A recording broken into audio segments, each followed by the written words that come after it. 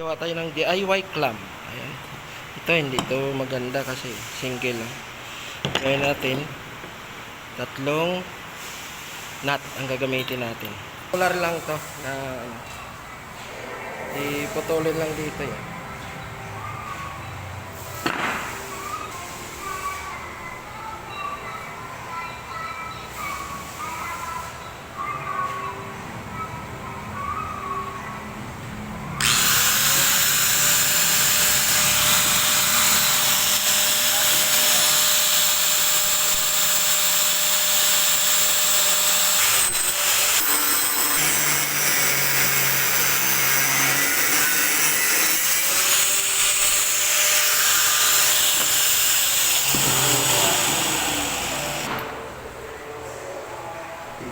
Buildingan natin tayo.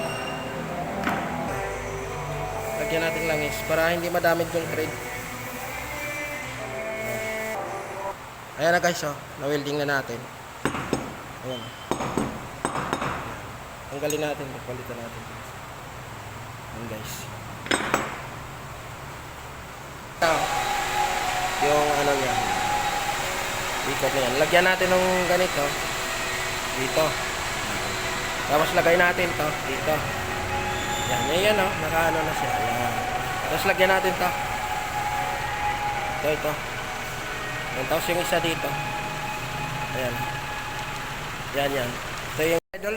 Okay na. Ayan oh.